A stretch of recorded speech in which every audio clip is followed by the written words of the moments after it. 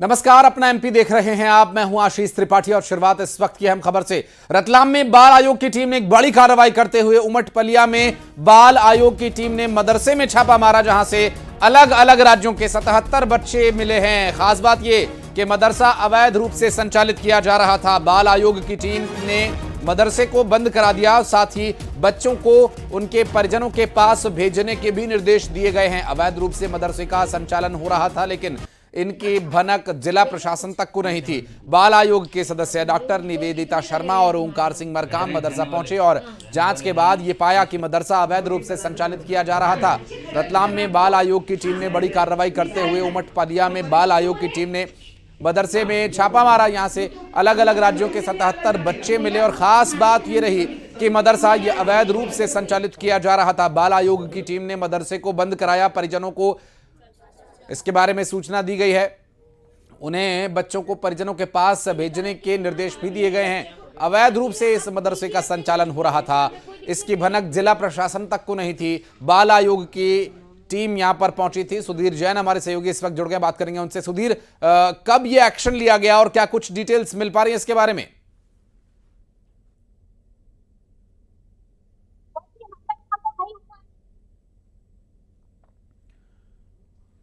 सुधीर, अगर आवाज मिल पा रही है, जाना चाहेंगे मदरसे पर जो छापेमार कार्रवाई हुई, रेड की गई, क्या है इसके बारे में डिटेल्स अपने पास? लगता है संपर्क अभी सुधीर से नहीं हो पा रहा है। एक बार फिर से प्रयास करेंगे उनसे बात करने का। लेकिन इस बीच एक्सक्लूसिव तस्वीरें हम आपको दिखा रहे हैं मदरसे की, जहां मदरसे में मौजूद बच्चों को अब उनके परिजनों के पास वापस भेजने के निर्देश दिए गए हैं, क्योंकि जिस तरह मदरसे को संचालित किया जा रहा था, ये मदरसा पूरी तरह से अवैध बताया जा रहा है। और मौके पर पहुंचकर जब जांच की गई तो इस पूरे मामले का खुलासा हुआ। अलग अलग राज्यों से करीब 77 बच्चे यहां पर मदरसे में मौजूद थे। बच्चों के रहने की जगह थी ना आपको, जब मिला तो कुछ रह रहे थे ना, यही मैं पूछ रही हूं। अरे दादा, मेरे ऊपर कितने रह, और अब बच्चों को उनके परिजनों के पास भेजा जाएगा।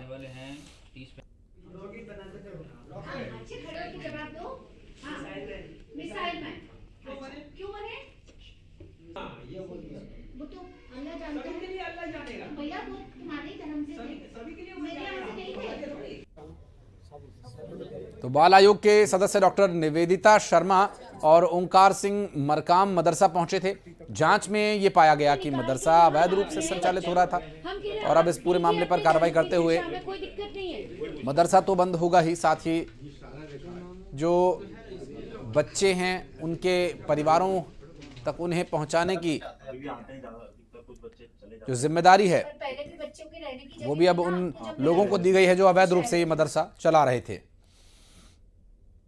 और बढ़ते हैं आगे। Jayshree Gayatri food product private limited के कई ठिकानों पर ईडी ने छापा मारा।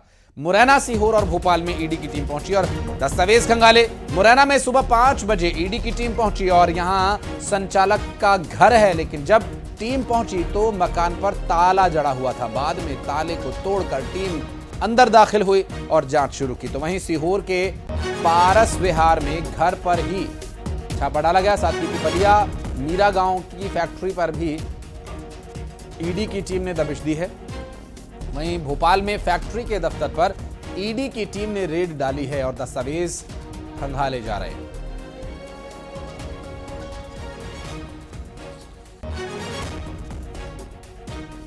तीन तस्वीरें मुरैना, भोपाल और सीहोर से आपको दिखा रहे हैं और तीनों ही जिले में कार्रवाई एक ही शख्स पर हो रही है। यह है Shri Gayatri food products company जो ईडी के निशाने पर है।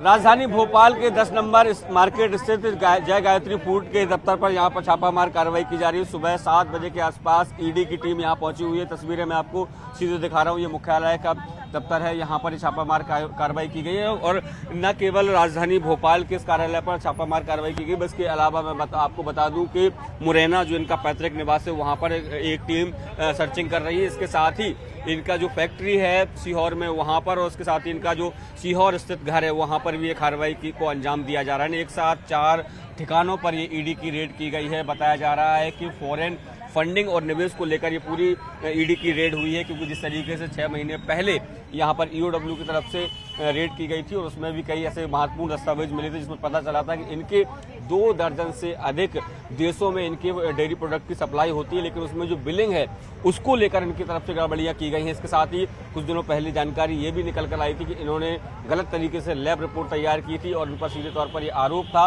कि जो गाय की चर्बी है वो ये अपने ये डेयरी प्रोडक्ट में मिलाते थे। इस तरह के आरोप भी इन पर लगे थे, लेकिन अब उसके बाद जिस तरीके से ईडी की टीम ने अब कार्रवाई की है उसके बाद अब देखना होगा कि ईडी की टीम की कार्रवाई जब पूरी होती है तो आखिर किस तरह की चीजें निकल कर सामने आती हैं। सहयोगी हमारे साथ मौजूद हैं, प्रदीप चौहान भी दिखाई दे रहे हैं फ्रेम में। प्रदीप, पहले आपके पास आते हैं, आप इस वक्त किस जगह पर मौजूद हैं और क्या अपडेट्स मिल पा रही हैं? देखिए, सीहोर की पारस बिहार कॉलोनी के बाहर के स्थिति से नीचे की टीम यहाँ पर मौजूद है। लगभग 6:45 के बजे आसपास ऐसा बताया गया कि कुछ गाड़ियां आई और उन्होंने पारस बिहार कॉलोनी में जो जयश्री राष्ट्रीय गायत्री फूड लिमिटेड के पिता हैं किशन मोदी, उनका मकान यहाँ पर बना हुआ, उसको आके उन्होंने खंगालना शुरू किया, क्योंकि पिछले स्थापना के 2 साल के बाद से लगातार जयश्री गायत्री फूड लिमिटेड पर वित्तीय अनियमितताओं के गंभीर आरोप लगते रहे हैं। और जिस तरह से इनकी पूंजी में इन्होंने वृद्धि करी है, जिस तरह से इनकी फॉरेन फंडिंग को लेकर लगातार घोटाले सामने आए, उसको लेकर ईडी टीम काफी चौकन्ना है। और उसी के चलते हुए आज माना जा रहा है कि ये बहुत बड़ी कार्रवाई यहाँ पर चल रही है।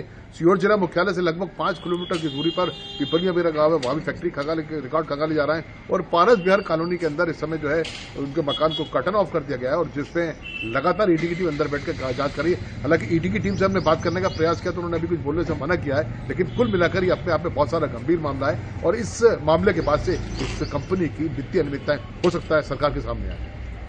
बिल्कुल, और शैलेंद्र के पास चलेंगे। भोपाल में इस वक्त शैलेंद्र क्या मूवमेंट दिखाई दे रही है? टीम्स की तरफ से कोई इनपुट दिया गया इस बारे में, कोई डिटेल? और देखिए, मैं आशीष आपको बता दूं कि राजधानी भोपाल के 2 ठिकानों पर छापामार कार्रवाई की जा रही है। शाहपुरा में जो इनका मकान है B256, जहां पर ये निवास करते हैं, वहां पर ईडी की टीम की कार्रवाई चल रही है। दूसरा 10 नंबर मार्केट पर जहां पर इनका दफ्तर है वहां पर ये कार्रवाई को अंजाम दिया जा रहा है। तकरीबन सुबह 7 बजे दोनों ही ठिकानों पर एक साथ टीम वहां पहुंची थी और सीआरपीएफ के जवान भी उनके साथ हैं। दोनों ही ठिकानों पर जो है सीआरपीएफ के जवानों को घर के बाहर तैनात किया गया ताकि कोई भी व्यक्ति अंदर ना आ पाए और जो अंदर लोग हैं वो बाहर ना जाने दिया जाए। देखिए, सीधे तौर पर ये जो लेन देन का मामला है उसको लेकर ही ईडी यहाँ पर पहुंची हुई। जिस तरीके से पहले जो ईओडब्ल्यू ने भी इनके खिलाफ कार्रवाई की थी, पता चला था कि फॉरेन में जो माल सप्लाई करते हैं डेयरी प्रोडक्ट का, उसमें लेन देन को लेकर, खासकर बिलिंग को लेकर इनके द्वारा गड़बड़ियां की गई हैं। यानी सीधे तौर पर राजस्व की हानि जो है वो सरकार को करने का प्रयास इनकी तरफ से लगातार किया गया है। और यही कारण है कि देखिए 31 जुलाई पिछले साल की मैं बात करूं तो तब ईओडब्ल्यू ने कार्रवाई को अंजाम दिया था। उसके साथ एक बात निकलकर ये भी सामने आई थी कि ये लोग अपने जो मिल्क प्रोडक्ट है उसकी फर्जी लैब रिपोर्ट तैयार करते हैं, यानी अमानक फूड को मानक फूड बताकर ये फॉरेन में भेज देते हैं। और यही कारण है कि इन पर कई तरह के गंभीर आरोप लगे थे कि इनके द्वारा जो बालाजी ट्रस्ट का जो मंदिर है वहां पर आपको याद होगा कि जब ये बात सामने निकल कर आई थी कि वहां पर बसा युक्त यानी चर्बी युक्त जो है प्रसाद दिया जा रहा है, वो सप्लाई भी जयश्री गायत्री फूड के यहाँ से भी होती थी। तो अब पूरी तरीके से ये पता लगाने का प्रयास ईडी कर रही है कि इनके द्वारा जो फॉरेन में माल सप्लाई किया जाता है उसकी जो बिलिंग की जाती है उसमें किस तरह की वित्तीय अनियमितताओं की गड़बड़ी की बात है। लेकिन जो एंगल आप बता रहे हैं उस एंगल से इस पूरे मामले में फूड सेफ्टी डिपार्टमेंट की भी भूमिका वांछित महसूस हो रही है। हालांकि अब टीम क्या इस पर एक्शन लेती है जानने के लिए आगे लौटेंगे आपके पास। बहुत बहुत शुक्रिया आप दोनों का हमारे साथ जुड़ने के लिए। और बढ़ते हैं आगे रीवा से अगली खबर, जहां एक 15 साल की लड़की की चाकू से गोदकर हत्या कर दी गई। यह मामला चोरहटा थाना क्षेत्र के दाढ़ी गांव का बताया जा रहा है, जहां अज्ञात ने लड़की के गले पर वार किया जिससे उसका गला कट गया और इलाज के दौरान उसकी मौत हो गई। बताया जा रहा है कि ये लड़की मॉर्निंग वॉक के लिए घर से बाहर निकली थी और इस दौरान उस पर अज्ञात ने हमला कर दिया। इस हमले में वो बुरी तरह से जख्मी हो गई। जब उसे हॉस्पिटल ले जाया गया इलाज के लिए, इलाज के दौरान उसने दम तोड़ दिया। रीवा से ये पूरा मामला सामने आया और अज्ञात ने लड़की के गले पर चाकू से वार कर मरी हालत में छोड़कर वो गया। हालांकि इलाज के दौरान उसकी मौत हो गई। 6 साढ़े 6 बजे घटना है। कोमल मिश्रा नाम है। घर से बाहर टहलने के लिए किसी अज्ञात व्यक्ति ने चाकू मारा हुआ है। गले और कान के बीच में लगा हुआ है चाकू। चाकू से कई घाव लगे हुए हैं, पीठ में भी लगे हुए हैं, चाकू के घाव हैं। और इंदौर में मोबाइल की दुकान पर मोबाइल खरीदने के लिए गई एक युवती बेहोश होकर गिर गई।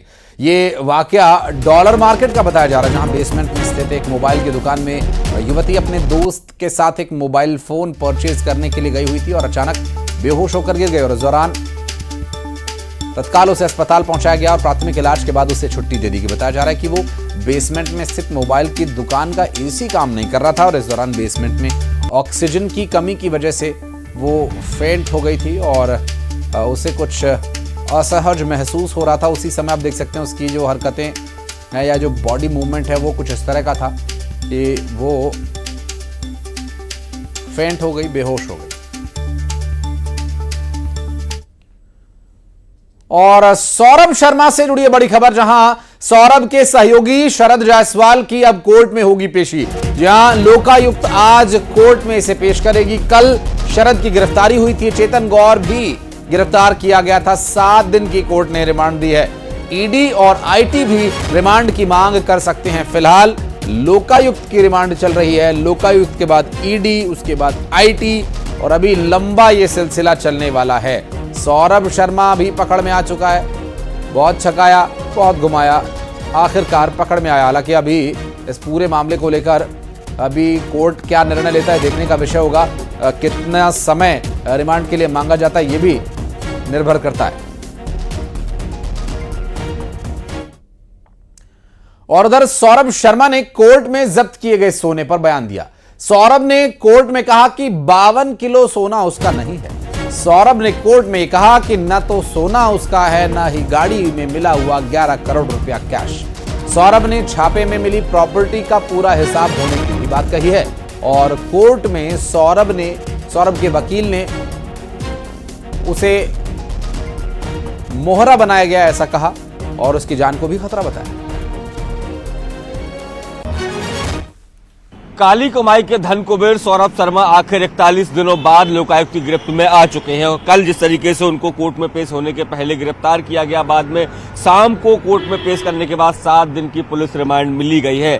अब पुलिस जो है वो सौरभ शर्मा और उसके सहयोगी चेतन गौर से इसी दफ्तर में 7 दिन तक पूछताछ करने वाली है। कई अहम राज जो है वो सौरभ जो है उससे सामने आने वाले हैं, जैसे कि 52 किलो सोना और 11 करोड़ रुपए जिस कार में मिले थे वो आखिर किसका था। उसके घरों में जो करोड़ों की संपत्ति के दस्तावेज मिले आखिर वो किसके थे। इसके साथ ही कई सहयोगियों को उसने जो तमाम तरह के बिजनेस शुरू करवाए, इस सब के पीछे आखिर मास्टरमाइंड कौन था जो सौरभ शर्मा को लगातार परिवहन विभाग में प्रमोट कर रहा था और वो लगातार जो काली कमाई है उससे जो पैसे लगातार जोड़ रहा था। हालांकि एक बात और भी है कि शरद जायसवाल को भी कल पूछताछ के लिए बुलाया गया था। पूछताछ के बाद उसको भी लोकायुक्त पुलिस ने गिरफ्तार किया और संभवतः आज उसको कोर्ट में पेश किया जाएगा। तो चाहे सौरभ शर्मा की बात हो, चेतन सिंह गौर की बात हो या फिर शरद जायसवाल की बात हो, ये 3 प्रमुख चेहरे हैं जो काली कमाई के पूरे राज को खोलेंगे। हालांकि कल सौरभ शर्मा को जब कोर्ट में पेश किया गया था उस समय सौरभ शर्मा ने अदालत में ये कहा कि जो 52 किलो सोना है और जो 11 करोड़ रुपए कैश मिला है उससे उसका कोई लेना देना नहीं है। और रही बात उसके जमीन के दस्तावेज होने की बात, उन्होंने कहा एक एक चीज का दस्तावेज है, समय आने पर सबको कोर्ट में सामने रखा जाएगा। हालांकि उनके वकील ने जान का खतरा भी बताया। अब देखना होगा 7 दिन तक जो लगातार सौरभ शर्मा उसके 2 सहयोगी से पूछताछ होगी उससे कितने बड़े राज खुलकर सामने आते हैं।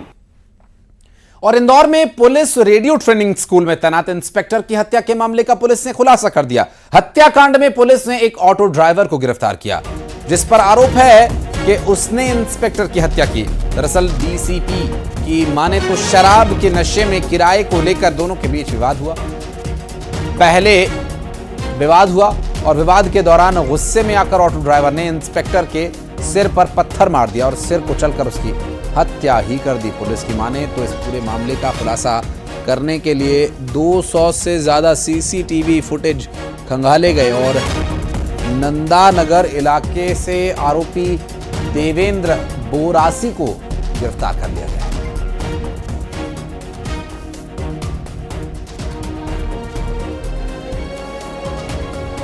और मिथिलेश हमारे सहयोगी इस वक्त हमारे साथ फोन लाइन पर जुड़ गए हैं। मिथिलेश, किराए को लेकर विवाद बढ़ते बढ़ते इतना बढ़ गया कि बात हत्या तक आ पहुंची। तो बिल्कुल शुरुआत में पुलिस को भी यकीन नहीं हो रहा था कि शायद कि सिर्फ किराए की विवाद को लेकर किसी की कोई हत्या कर सकता है, लेकिन जब सख्ती से पूछताछ हुई तो आरोपी देवेंद्र ने बताया कि किराए को लेकर विवाद हुआ था और उस दौरान पर जो इंस्पेक्टर है उन्होंने कुछ अपशब्द कहा और अपशब्द कहने से वो काफी नाराज हो गया। उसके बाद उसने पास में पड़ी पत्थर से सिर पर हमला कर दिया, सिर कुचल कर उसने हत्या कर दी और हत्या करने के बाद वो नंदा नगर जहां वो किराए के मकान में रहा था वहां चला गया और उसके बाद से फिर वो अपने गांव भाग गया। करीब 4-5 दिन बाद वो वापस से जब लौट के आया, पुलिस को सूचना मिली और पुलिस ने उसे उसके घर से गिरफ्तार कर लिया। 200 सीसीटीवी खंगाले पुलिस ने तब जाके आरोपी तक पहुंची है, लेकिन विवाद की जो वजह आ रही सामने की, दोनों ही शराब के नशे में थे, दोनों ही जो लोग हैं शराब के आदी थे। जो दूसरी जानकारी सामने आई कि इंस्पेक्टर जो है वो भी रोजाना शराब पीते थे और उस दिन भी जब वो अपने घर से अपने बच्चे के होटल के लिए जा रहे थे, उनसे मिलने के लिए जा रहे थे, उस दौरान तो उनके पास में भी शराब की बोतल थी और ड्राइवर भी उस वक्त काफी नशे में था। दोनों लोगों ने पास में साथ में शराब पी और शराब पीने के दौरान ही दोनों में विवाद हुआ और विवाद के बाद ही ऑटो ड्राइवर ने हत्या कर दी। इससे पहले ऑटो ड्राइवर की कभी भी पुलिस इंस्पेक्टर प्रेम नारायण से कभी भी मुलाकात नहीं हुई थी। ये पहली मुलाकात थी। उन्होंने किराए के लिए ऑटो को रोका था, उससे वो 2 से 3 जगह पे जाने वाले थे, लेकिन इस बीच में बाईपास में शराब पीने लगे और शराब पीने के दौरान ही पूरा विवाद हुआ। हालांकि आरोपी गिरफ्तार हो चुका है, आरोपी ने अपना जुर्म कबूल लिया है, लेकिन पुलिस अधिकारियों का कहना है कि आरोपी बातचीत करने में थोड़ा साइको नजर आ रहा है, यानी ये जो इसकी मानसिकता है वो एग्रेसिव मानसिकता का है। छोटी छोटी बातों को काफी उग्र हो जा रहा है उसने, इसीलिए छोटी सी बातों पर ही उस विवाद जब हुआ का जो इलाज है वो जेल में हो सकता है। अब कोर्ट निर्णय करेगा इसका कि इसका इलाज कहां कराया जाए वाला। बहुत शुक्रिया आपका इस पूरे मामले पर जानकारी देने के। और भोपाल में मानव तस्करी का एक मामला सामने आया। दरअसल पुलिस ने मामले में 7 में से 6 आरोपियों को तो गिरफ्तार कर लिया और नाबालिग की मां का साल 2022 में निधन हो गया था और इसके बाद वो अपने मामा के साथ रहने लगी, लेकिन मामा ने बच्ची का शारीरिक शोषण किया। इससे परेशान होकर वो घर से भाग गई। इस बीच प्रभात चौराहे पर सलमान नाम का एक ऑटो ड्राइवर उसे मिला। सलमान बच्ची को बहला फुसलाकर होटल ले गया, जहां उसके साथ दुष्कर्म किया और फिर बच्ची को सलमान ने महक यादव और आशुतोष वाजपेयी को बेच दिया और इन दोनों ने बच्ची से देह व्यापार करार बाद में 2 लाख रुपए में अशोकनगर में उसकी शादी करा दी और शादी के बाद सोशल मीडिया के जरिए बच्ची ने अपने परिवार से संपर्क साधा और फिर उनकी शिकायत पर पुलिस ने बच्ची को मुक्त कराया। विगत वर्ष अक्टूबर में उसको 25 वर्ष की उम्र का बताकर उसका फर्जी आधार कार्ड बनाकर नाम बदलकर उसकी शादी 2 लाख रुपए लेकर अशोकनगर जिले के एक जैन परिवार से की गई थी और परिवार जो ससुराल वाले हैं उन्हें उसकी आयु 25 वर्ष बताई गई थी और उसका नाम बदला हुआ था।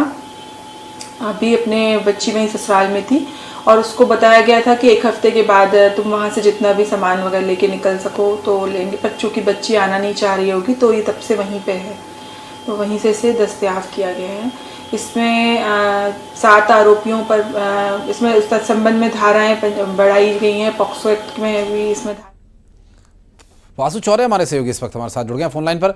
वासु, बड़ा ही कॉम्प्लिकेटेड सा मामला है, लेकिन बच्ची के साथ इस तरह की हरकतें होती रही, परिवार के बाकी लोग कहाँ थे? खोजबीन करने की कोशिश नहीं की गई थी?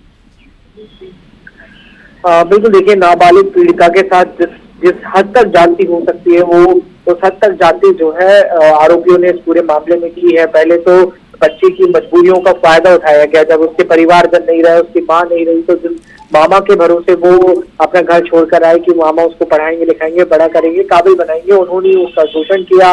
शोषण करने के बाद उसको जब वो वहां से निकल पाई जैसे तैसे, तो जो दूसरा उसको ऑटो चालक मिला उसने भी दुष्कर्म किया और फिर बच्ची को बेच दिया गया, यानी कि मानव तस्करी का एंगल भी उस पूरे मामले में सामने आया है। पुलिस को जब इस पूरे मामले की जानकारी मिली तो पुलिस लंबे समय से इस बात पर घटनाक्रम को लेकर जांच कर रही थी, आरोपियों तक पहुंचने की कोशिश कर रही थी। अब जाकर पुलिस को सफलता मिली है और इस पूरे घटनाक्रम के लगभग सभी आरोपी जो है वो गिरफ्तार हो गए हैं। फिलहाल एक और आरोपी के फरार होने की जो बात है वो निकलकर सामने आ रही है और इन आरोपियों से भी अब पूछताछ की जाएगी और पुलिस ने विभिन्न धाराओं के तहत इस पूरे मामले में मामला दर्ज किया है, जिसमें दुष्कर्म से लेकर मानव तस्करी तक की जो गंभीर अपराध उनकी जो धाराएं हैं। अपना सर बनाए रखिएगा, आगे डिटेल्स लेने के लिए लौटेंगे वासु आपके पास। बहुत शुक्रिया।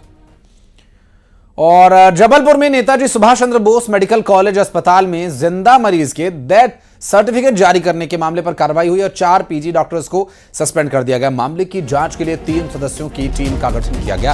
वहीं सर्जरी विभाग के अध्यक्ष को शोकॉज नोटिस भी जारी किया गया था। दरअसल हार्ट के मरीज को तबियत खराब होने के बाद अस्पताल में परिजनों ने भर्ती किया था।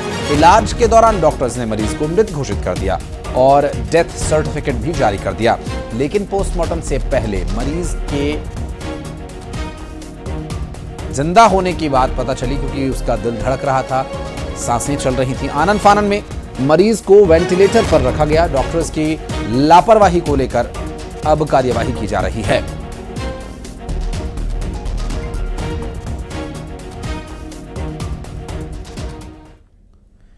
और बढ़ते आगे रुक करेंगे कुछ अन्य खबरों का। जापान के दौरे पर दूसरे दिन सीएम डॉक्टर मोहन यादव ने आर्थिक साझेदारी को मजबूत करने के लिए जापान इंटरनेशनल कोऑपरेशन एजेंसी के वरिष्ठ उपाध्यक्ष से जल प्रबंधन, स्मार्ट सिटी परियोजनाओं पर चर्चा की। इसके साथ ही सीएम खाद्य और पेय उद्योगों में जुड़े उद्योगपतियों, textile, retail sector, furniture, home decor उद्योगों में भी साझेदारी पर निवेशकों से संवाद कर रहे हैं। और शाम के वक्त मुख्यमंत्री डॉक्टर मोहन यादव टोक्यो के इंपीरियल होटल में प्रवासी भारतीय समुदाय और मध्य प्रदेश के मित्रों के साथ संवाद कार्यक्रम में हिस्सा लेंगे।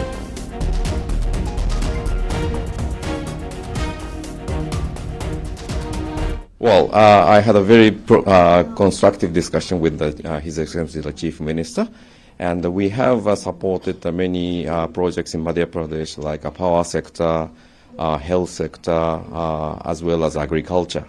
And we had a very extensive discussion with the Chief Minister for the potential areas like transport, education, health, agriculture, etc.